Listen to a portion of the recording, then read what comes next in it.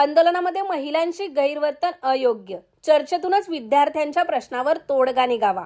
मंत्री अदिती तटकरे. बारामती येथे दिव्यंगत उपमुख्यमंत्री अजितदादा पवार यांच्या जयंतीनिमित्त अजितदादा युथ फाउंडेशनच्या वतीने आयोजित रक्तदान शिबिराला मंत्री अदिती तटकरे यांनी उपस्थिती लावली. यावेळी त्यांनी दादर येथील कथित पोलीस गैरवर्तनाच्या व्हायरल व्हिडिओसह दिल्लीतील विद्यार्थी आंदोलन, पेपर फुटी प्रकरण आणि आंदोलनाबाबत प्रतिक्रिया दिली.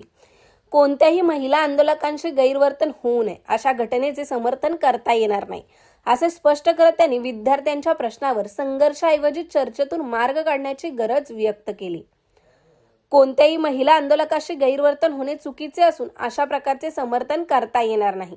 एखाद्या व्यक्तीच्या चुकीच्या वर्तनामुळे संपूर्ण पोलीस दलाला दोष देणे योग्य नाही. आवश्यक ती कारवाई सरकार करेल. लोकशाहीत प्रत्येकाला आंदोलन आणि मत मांडण्याचा अधिकार आहे. पेपर फुटीचे कोणतेही समर्थन होऊ शकत नाही. विद्यार्थी आणि पालकांचे नुकसान टाळण्यासाठी ठोस उपाय आवश्यक आहेत.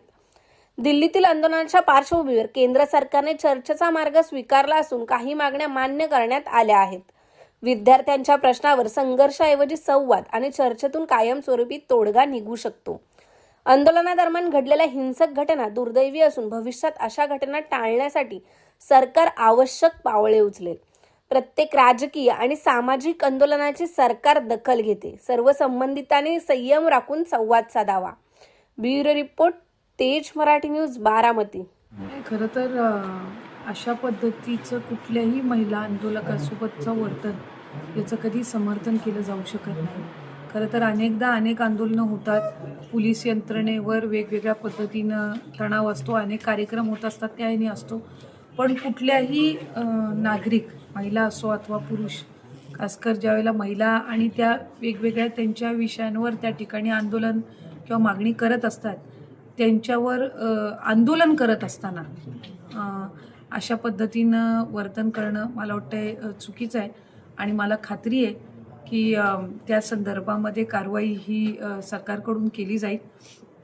अनेक ठिकाणी वेगवेगळ्या पद्धतीनं निदर्शनं होत असतात. त्यामुळे कुठं ना कुठं तरी ह्या ज्या शासकीय आणि पोलीस यंत्रणा, प्रशासकीय यंत्रणा यांच्यावर विशेषतः ताण आणि जबाबदारी असतेच. पण अशा वेळेला आपल्या एक पोलीस अधिकारी असेल, पण त्या एकाच्या त्या वर्तनातनं सबंध डिपार्टमेंटवर कुणी प्रश्नचिन्ह किंवा त्याची बदनामी करणं, मला वाटतं हे तितकंच चुकीचं ठरेल.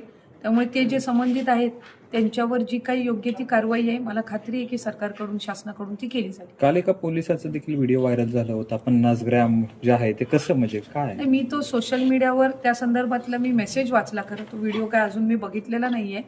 पण आंदोलन करत असताना आपण लोकशाही आहोत, त्यामुळे प्रत्येक आपापल्या अडचणींच्या संदर्भातलं आंदोलन करण्याचा किंवा मतं मांडण्याचा अधिकार हा लोकशाहीने सगळ्यांना दिलेला आहे. लोकप्रतिनिधी म्हणून आम्ही सुद्धा तो ऐकून घेणं, जिथं चुकत असेल तिथं दुरुस्ती करणं, जिथं आम्ही कमी पडत असो तिथं त्यांच्या मागण्या पूर्ण करणं, ही सरकारची त्या निमित्ताने जबाबदारीच असते.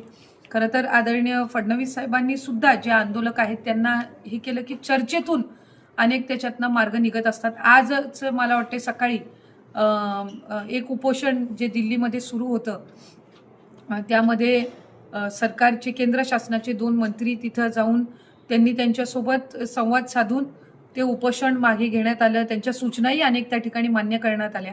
तसंच जिथं जिथं आंदोलन आहे, विद्यार्थी असतील, महिला असतील, पुरुष असतील, त्या क्षेत्राशी निगडीत असतील, त्यांनी चर्चेला येऊन शासन, प्रजा, शासन असेल आणि प्रशासन असेल आणि लोकप्रतिनिधी एकत्रितपणानेच आपण ह्या समस्यातनं मार्ग काढू शकत असतो. त्यामुळे त्यांनी त्यांच्या मतांचा वेगवेगळ्या स्तरावरून त्या ठिकाणी मांडणी केली. मग सोशल मीडिया असेल, कुठं आंदोलन करून असेल, पण शेवटी मार्ग हा चर्चेतूनच निघत असतो. आणि आपल्याला पुढच्या ह्यांची जर ह्या सगळ्या अडचणी दूर करायच्या आहेत, कुठं काही चुका झाल्या त्या दुरुस्त करायच्या आहेत, तर त्या एकत्रितपणाने आपण दुरुस्त करण्याचं ठरवलं तरच त्याच्यातून पुढची पिढी ही शैक्षणिकरित्या सुदृढ होऊ शकते. सरकारच्या चुकीमुळे हे आंदोलन उभं राहिलं असं तुम्हाला वाटतं का? कारण नीटचा पेपर फुटला, टीईटीचा पेपर फुटला, आक्रोश मांडायचं कोणा? सरकारच्या चुकामुळे हे झालं असं वाटतं आणि सरकारने वेळेत रिस्पॉन्स दिला नाही. म्हटल्याप्रमाणे आपली लोकशाही आहे, जिथं सरकारच्या प्रती काही याच्यातून समजा काही उणीव राहिली असेल, काही आपल्या काही मागण्या असतील, तर ह्या सगळ्या ज्या आहेत ह्या चर्चेतूनच निघत असतात. पेपर तिथं लीक झाला याचं समर्थन कोणीच करणार नाही, ते निषेधार्हच आहेत. काही विद्यार्थी वर्षानुवर्ष तयारी करत असतात, त्यांचे पालक काही गोष्टींचं त्याग करून त्या मुलांना शिकवत असतात, त्यामुळे त्या गोष्टीचं कोण समर्थन करणार नाही.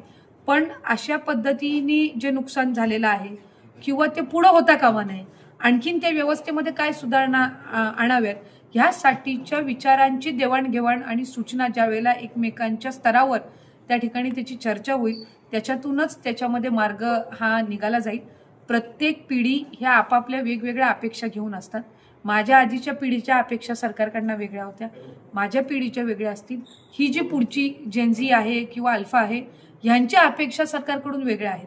त्यामुळे 3-4 पिढ्या एकत्रितपणाने समाजामध्ये वावरत असताना प्रत्येकाच्या विचारांचं ज्या वेळेला एकत्रीकरण करून त्याच्यातनं मार्ग निघेल, मला वाटतं तेच नव्या पिढीला आणि शैक्षणिक व्यवस्थेला आणखीन सुदृढ करू शकतो. दोन्ही ठाकरे एकत्र येऊन आंदोलन करतायत, सोबत काँग्रेस देखील असणार आहे रविवारी या सरकारच्या विरोधात. आंदोलन करण्याचा प्रत्येक पक्षाला आपापल्या पद्धतीनं अधिकार आहे.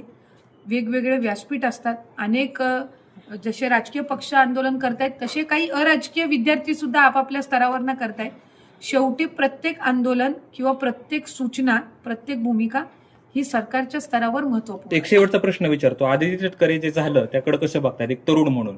लाठीचार्ज असेल किंवा बाकीच्या गोष्टी खरं असतील? तर या बाबी दुर्दैवी आहेत, अशा नाही होता कामा.